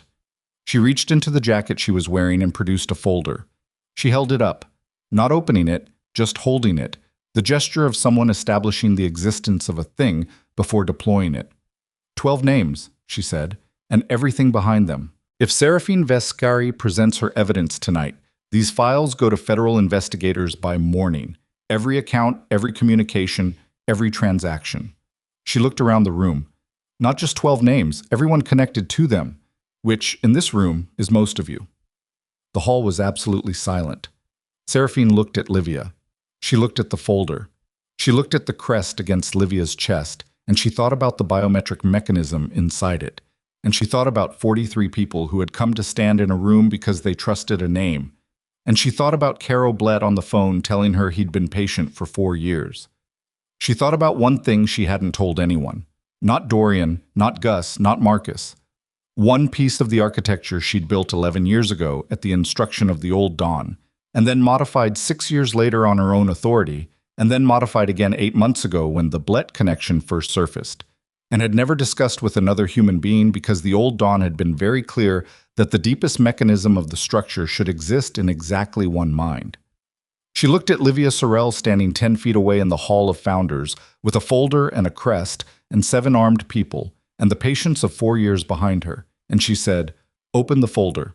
Livia blinked, just once. "What?" "Open it," Seraphine said. "Show the room." A beat of silence. Livia's eyes narrowed slightly. The first crack in the composure, small but there. The expression of a person who has prepared for resistance and is recalibrating against the absence of it. She opened the folder. She looked at the first page. She looked at it for 2 full seconds. Then she looked up at Seraphine, and something moved across her face that was not in any playbook she'd written. Something raw and fast and almost, in its way, afraid. Because the first page of the folder was not the federal file she'd prepared. It was a document she had never seen before.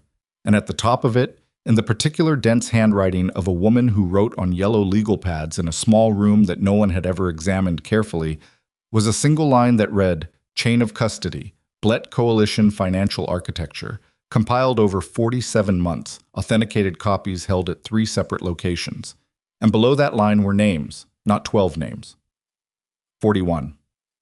Every person connected to Carol Blett's operation, from the outermost contractor to the federal investigators on his payroll, documented with the particular completeness of someone who had spent 4 years not moving until she understood the full shape of the thing. Seraphine had gotten into the folder before Livia arrived at the hall. She'd gotten into it through Trent Albo, who had left the estate the previous night without checking the coat he'd hung by the door, and whose inside pocket had contained the folder's access key on a drive so small it looked like a shirt button, and which Seraphine had removed in the half-second she'd been close enough to do it when Albo had grabbed her arm in the front hall. She'd spent 4 hours replacing the folder's contents with her own. Livia was holding 41 names and the evidence that buried every one of them. Dorian, standing to Seraphine's left, looked at the folder and then at his wife, and his expression was the expression of a man seeing clearly for the first time in a very long time. Not just the situation, but the person he'd been standing next to for 14 years without ever fully looking at. Livia's 7 people were positioned around the room, but 43 people who had come here voluntarily, who knew this room and what it meant, who were looking at a woman holding a folder that had just turned inside out. 43 people were already moving, quietly, to positions that changed the geometry entirely. Livia looked at Seraphine across the 10 feet between them. She looked at the room. She looked at the crest in her hands, which she'd reached up and grabbed without realizing she was doing it, the way people grab at the one thing they still believe is theirs. "It won't activate for you," Seraphine said quietly. "It never would have. The biometric key has been registered to one person since the day the old Don handed it to me. Not Dorian. Me. He understood something about his son that it took his son another 6 years to learn." She took 1 step forward. "Put the folder on the table." Livia looked at her. The room breathed around them, tense and waiting. 43 people and 7 others, and the weight of 4 years and 14 years, and everything that had been built and nearly lost inside the space of 48 hours. "This isn't finished," Livia said. Her voice was still controlled, still even, but underneath it something had gone out. The particular light of a person who still believes they're winning. "No," Seraphine said. "It isn't." She looked at the sovereign crest in Livia's grip, and she looked at the folder on the table between them, and she looked at the room full of people who had come here to see what the truth looked like when someone finally held it up to the light, and she reached into her jacket pocket and closed her hand around the one remaining piece she hadn't played yet. The piece that was going to end this, one way or the other, in the next few minutes inside the Hall of Founders, while every man who mattered in the American underworld watched in absolute silence. What Seraphine pulled from her jacket pocket was a remote drive. Small, matte black, the size of a thumb. She held it between 2 fingers and looked at Livia across the 10 feet of marble floor between them, and she said, "Everything on that drive goes to every screen in this room in the next 30 seconds. Every allied family represented here receives a copy simultaneously through a distribution protocol that's already running. And every federal investigator on Carol Blett's payroll receives a copy of the documentation that names them, which means they become liabilities to him rather than assets, which means his federal leverage disappears before morning." Livia looked at the drive, then at Seraphine's face, then at the room around her, at 43 people who had reoriented toward the center the way water finds a drain, quiet and inevitable, and not going anywhere. "You can't transmit from in here," Livia said. "This building is shielded. It's why the summit uses venues like this. No outgoing signal." "You're right," Seraphine said. "This building is shielded, but the distribution protocol doesn't transmit from in here. It transmits from 4 locations outside the building that received the package an hour ago on a time delay trigger. The only thing that stops it is a cancellation code I send from this drive in the next—" She looked at the drive, then back at Livia. 22 seconds. The hall was so quiet that the ventilation system in the ceiling was audible. Livia's eyes moved. Fast, controlled, the eyes of a professional calculating in real time. To her 7 people. To the distances. To Seraphine. To the drive. To the folder in her own hands, which was no longer what she'd thought it was. To the crest, which she was still holding with one hand in the particular grip of a person who has been told repeatedly that the thing they're holding is the key to everything and is now beginning to understand that the key they have opens nothing. "What do you want?" Livia said. "The crest," Seraphine said. "On the table, right now." 3 seconds. 4. The 22-second window was a construct. Seraphine had built the distribution system, but the trigger was manual, not time-based, and the drive in her hand was a copy of the evidence package rather than the sole transmission mechanism. But Livia didn't know that, and the specific pressure of a countdown, even an invented one, did something to the decision-making of even very capable people that rationality alone couldn't replicate. Livia set the crest on the table. The sound it made against the marble was small and specific and final. Seraphine looked at it for 1 second, then she looked at Livia. "Step back." Livia stepped back. One of her 7 people moved from the left side of the room, a lateral shift, repositioning, the beginning of something. Dorian moved at the same moment, placing himself between that person and the table, and his movement had none of the uncertainty of the previous night. It was direct and committed and carried the weight of a man who has finally found the 1 square foot of ground he's sure about. "Don't," Dorian said to the man. 1 word. The particular register of a man who means it completely and has nothing left to lose by meaning it. The man stopped. Gus Pella was on his feet somewhere in the middle of the room. Vittori Can, 78 years old, had not moved from his seat, but his eyes were on Livia with the particular quality of attention that a man of his age and history brings to the moment when a situation resolves into its true shape. Livia stood in the center of the Hall of Founders, surrounded by a room that had made its position clear without a vote, without a speech, without anything as formal as a declaration. The 7 people she'd brought were professionals, but they were outnumbered 6 to 1, and they understood with the fast practical intelligence of people in their trade what those numbers meant in a room with 1 exit. "It's over," Seraphine said. Not with heat, not with any particular satisfaction, just the way you say a thing that is true and doesn't need decoration. Livia looked at her for a long moment. The composed surface was gone, had been gone since the folder, since the room's geometry shifted, since the accumulation of 4 years of patient, careful work met the one person who had been building something larger and longer on the other side of it. What was under the surface was not panic. It was something more controlled than that and more honest. The expression of a professional who has run a long operation well and has been beaten by someone who ran a longer one better and knows it. Caro isn't going to disappear, Livia said.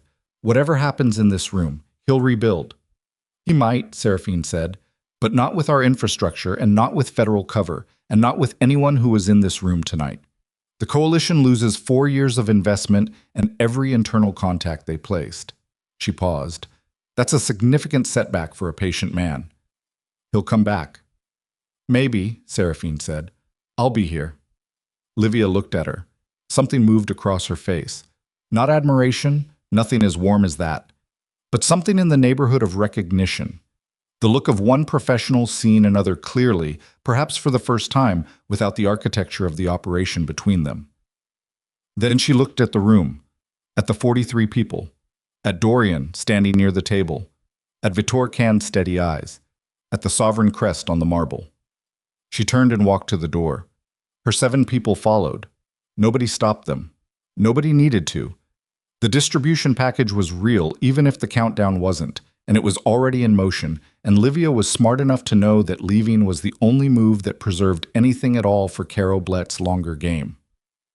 The doors closed behind her. The hall exhaled. What happened in the next 40 minutes was not a celebration. It was work. The specific, unglamorous work of a room full of serious people who have just watched something significant occur and need to understand what it means for the structure they operate inside. Seraphine connected the drive to the room's display system and walked through the evidence. Not dramatically, not with rhetorical flourish, just the documents, the timelines, the financial threads, the communications intercepts, the 41 names and the 4 years of architecture they represented. She answered questions when they were asked. She corrected 3 misunderstandings about the nature of the biometric vault system. She was specific and thorough and did not embellish. Dorian sat in the front row and did not speak for the first 20 minutes. When Vitor Can asked him directly, "When did you understand what she was?" he didn't deflect. He said, 2 days ago. I should have understood it years ago. He said it to the room, not to the floor, which cost him something visible, and the room received it in silence that was not forgiving but was at least honest. At the 40-minute mark, Marcus Vell asked the question the room had been building toward. What happens to the network now? Seraphine looked at the assembled faces. She thought about the answer she'd been constructing since the morning after the summit, in the small office, on the yellow legal pad, the answer that had been taking shape for longer than that. If she was being truthful with herself, assembled from 14 years of seeing how a structure built on one person's unchecked authority eventually develops the fractures that let people like Livia Sorel find purchase. The financial architecture migrates to a council structure, she said. 7 seats. Operational authority distributed across function rather than concentrated by bloodline or title. Decisions above a certain threshold require 3-seat consensus. The Vescry name remains as the primary identifier for continuity. The allied families know it, the accounts are tied to it, the relationships were built under it. She paused. But the name isn't the authority anymore. The work is the authority. The decisions are the authority. What you earn is what you hold. The room was quiet. Vitor Can spoke from the front row. His voice was the voice of a man who had seen many rooms and many decisions and was not easily moved by either. And the head of household. Accountable to the council, Seraphine said. And the crest. She looked at it on the table. The crest stays. The biometric registration stays with the keeper the old Dawn chose. She looked at Dorian. That was his judgment. I'm keeping it. Dorian met her eyes. He didn't say anything. He nodded once, the particular nod of a man who understands that this is not a gift and not a punishment, but simply the accurate arrangement of a thing that should have been this way from the beginning. Vitor Can inclined his head. The same gesture he'd made at the summit. Small, precise, the weight of his history behind it. Around the room, one by one, the same. Not to Dorian. To Seraphine. This time, Dorian was one of them. Well, they didn't talk in the car going back. There was nothing wrong with the silence. It wasn't cold, wasn't hostile, wasn't the weighted silence of two people avoiding something. It was the silence of two people who have been through something that has changed the shape of the ground between them and are not yet sure what the new shape requires. Gus Pella drove. He didn't make conversation, which was one of his better qualities. The city moved past the windows in the particular way of a city at 10 in the evening, fully alive, completely indifferent, doing what it does regardless of what has just concluded in a marble room in one of its buildings. Seraphine looked out the window and felt the exhaustion arrive fully for the first time. Not the operational exhaustion that had been manageable because there was always the next thing to do, but the deeper kind, the kind that lives underneath the work and waits for the work to stop. Her hands were in her lap, and they were not quite steady, which she noticed with the particular detachment of someone observing a fact about a body that has been running on its own resources for too long. She thought about the garden. She thought about it with a specificity that surprised her. Not the whole of it, but a particular section. The bed along the east wall that she'd planted with something slow-growing 3 years ago. Something that needed patience and regular attention and wouldn't show much for a long time before it suddenly came into itself. She'd been checking on it every few weeks. She hadn't checked in the last several days. She thought somewhat distantly that she would check in the morning. Carol Blett's name surfaced in federal investigation proceedings 11 days after the Hall of Founders. The investigators who received the distribution package were not the ones on his payroll. They were 3 levels removed, a detail Seraphine had built into the targeting deliberately, because files sent to investigators who are owned by the subject of the files accomplish nothing. The files went to people who owed Carol Blett nothing and whose careers would benefit significantly from the package that arrived in their systems. Daria Mel provided authentication on the financial documentation from a location nobody asked about. She did it efficiently and without drama, and then she went back to being the woman who looked like a retired schoolteacher and had no last name on any filing that mattered. The 12 names on Livia's list were not charged. The federal cases that had been building against them, the cases Caro had been constructing for leverage rather than prosecution, collapsed when his federal contacts became liabilities to him rather than assets, which happened within 36 hours of the distribution package's arrival. Gus Pella called Seraphine when word came through and said clean, in a voice that had something in it she recognized as relief that had been held too long, and she said, "Good," and they ended the call.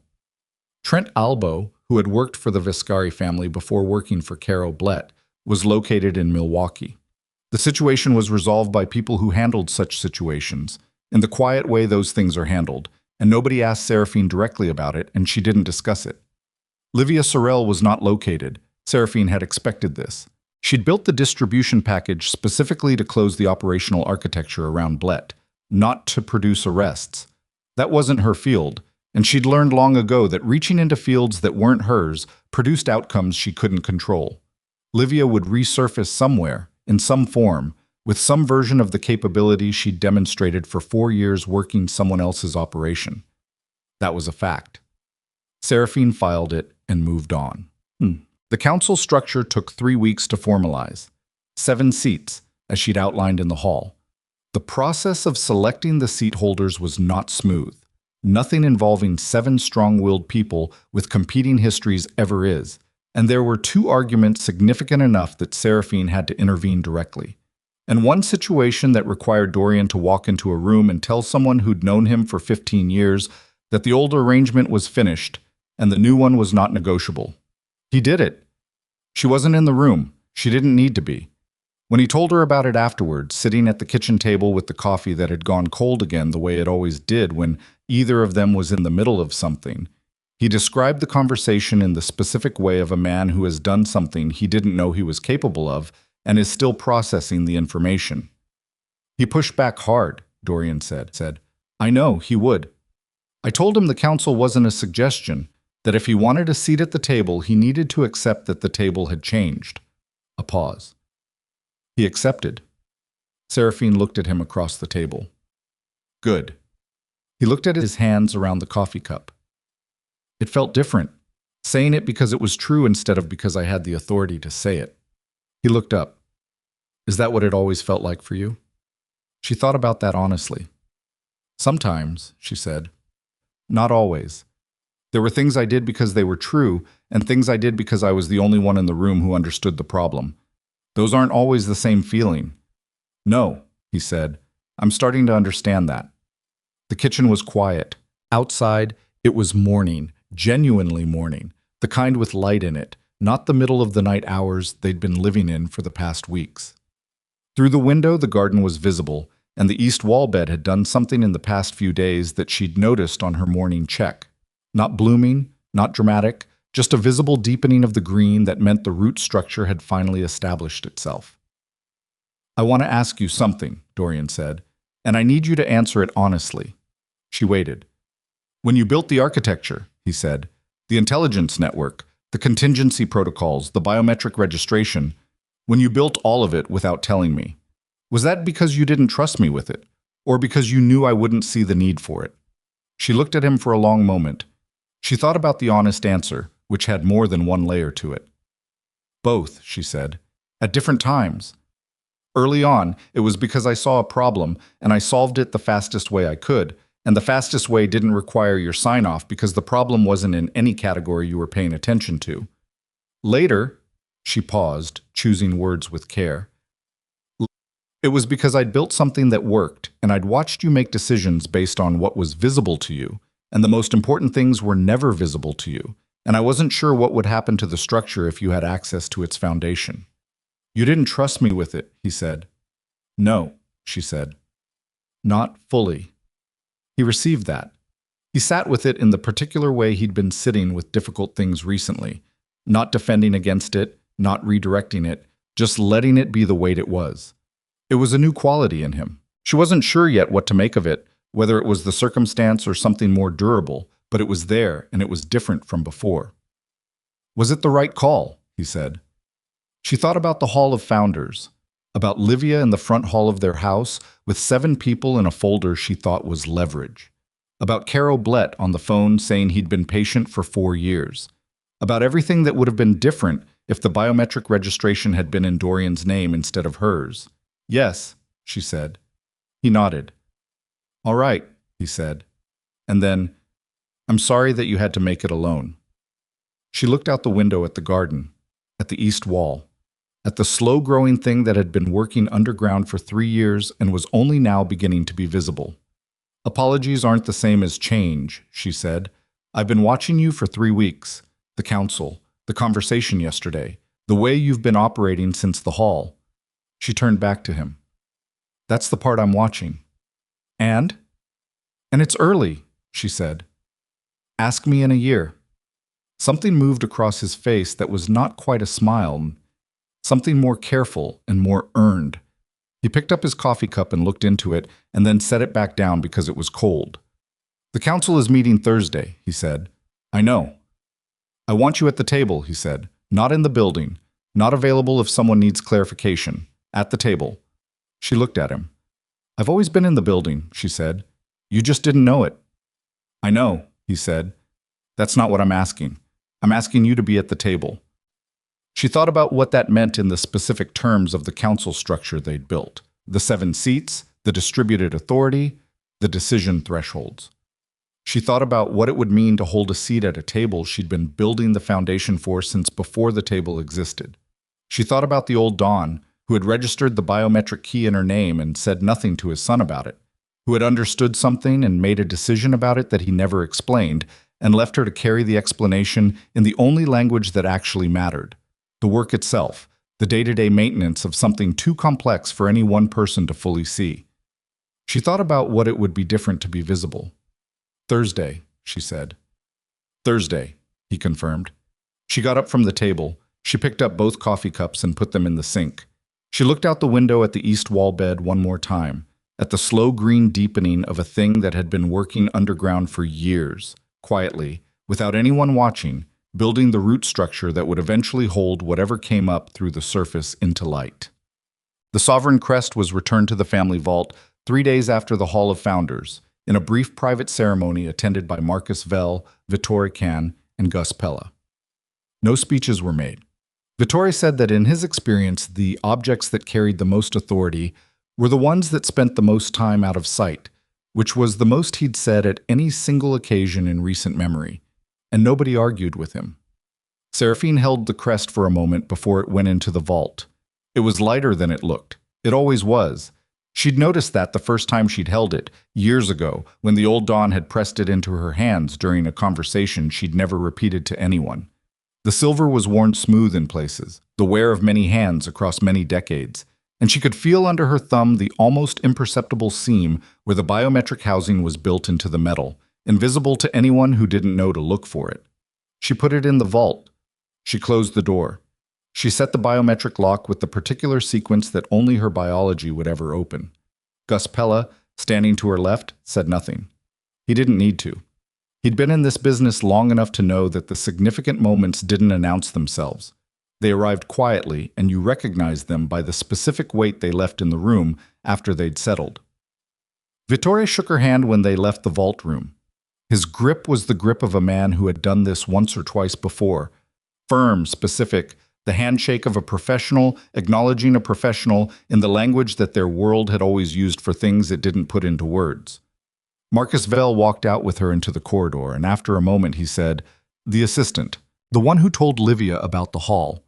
I want you to know that I handled it personally." "I know you did," she said. "He was 24 years old," Marcus said. "They'd been working on him for 8 months. Money, mostly. And the fear of what would happen if he said no." She thought about that. 24 years old and 8 months of pressure, and the particular fear of people who understand what kind of no they're saying. "What happened to him?" "He's out," Marcus said. "Clean. He cooperates with the ongoing documentation on Blett's people, and he goes somewhere quiet, and he stays there." A pause. "I thought you'd want to know the decision." "I do," she said. "It's the right call." He looked at her. "You're softer than people think." "I'm accurate," she said. "That gets mistaken for soft by people who confuse ruthlessness with wisdom." He made a sound that might have been a laugh. Short, genuine, the laugh of a man who has just heard something that is exactly right. Then he walked to his car and she walked to hers, and the morning went on around them in the ordinary way of mornings that have nothing particular to announce. Daria Mel came back to the city 6 weeks after the haul. She didn't make an announcement about it. She simply appeared one afternoon at the door of the small office on the second floor of the estate, wearing her usual unremarkable clothes with her usual unremarkable expression, carrying a folder that she set on the desk without comment. Seraphine looked at it, then at Daria. "Blett's people have started recontacting 3 of the Eastern crew leads," Daria said. "Not operational contact, exploratory, testing what's still accessible." "When?" "Past 2 weeks. I flagged it when the pattern became clear," she paused. "He's a patient man." "Yes," Seraphine said. "He is." She looked at the folder. She looked at the window, at the afternoon outside it. She thought about Carol Blett somewhere in the country, patient and unhurried, already beginning to rebuild the long game he'd been running for 4 years before this one. She thought about patience, about what it actually required. Not stillness, not waiting, but the particular discipline of continuing to work on the structure you're building even when the work is invisible and the results are years away, and the people around you aren't paying attention to what you're doing or why. She'd been doing that for 14 years. She could do it for another 14. "Build me the map," she said. Daria nodded. She picked up the folder. She hadn't left it, had only set it down the way you set something down to make a point about its existence. She tucked it back under her arm. "I'll have the first draft by end of week," she said. "Good," Seraphine said. Daria turned and walked out. Her footsteps were quiet in the hall, and then on the stairs, and then gone. Seraphine turned back to the desk. The yellow legal pad was there. The pen was where she'd left it. Outside the window, the afternoon was doing what afternoons do in the late part of a year. Low light, long shadows, everything visible in the specific clarity that comes when the sun is at an angle instead of overhead. She picked up the pen. She dated the top of a fresh page. She thought about Thursday, about the council table, about the particular feeling of being visible after a long time of being essential and unseen, and whether visible would feel the way she'd imagined it when she'd sometimes, in the late hours of the work, let herself imagine it. She thought it might feel less like a rival and more like simply another form of the work, which was, she supposed, the most honest version of what she'd always known about the kind of authority she'd built, Not a destination, not a prize at the end of a long effort, but a responsibility that simply took a different shape when the people around you finally understood what they were looking at. The light through the window moved slightly. A cloud. It passed. She began to write. The empire was still standing. Its foundation had changed. The woman who had been holding it up from underneath had finally, simply come above ground. Not with fanfare, not with the dramatic declaration she'd never needed or wanted, but with the quiet fact of a person who does the work and has always done the work. And on a Thursday, we'll sit at a table and let that be visible. And on the Friday after, we'll get up and do it again. Outside, in the garden, the east wall bed was doing what it had been doing for 3 years underground, growing, steadily, in the direction of the light. The way things grow when they've been given enough time and enough patience and a foundation deep enough to hold whatever weight the surface eventually asks them to carry. It was not a perfect thing. It would not be. Nothing that takes this long to build is perfect, because the time itself leaves marks on it, and the struggle leaves marks on it, and the people inside it carry their marks from everything that happened before the structure was sound. That was the honest version of it. Not the version where everyone learned their lesson cleanly, and the empire emerged from the crisis into some improved and simplified form, but the version where people went on being complicated and the work of maintaining the structure continued tomorrow and the day after, requiring the same discipline and the same patience and the same willingness to see clearly, when seeing clearly was the most difficult available option. Seraphine Vescari knew that version. She had always known it. She kept writing.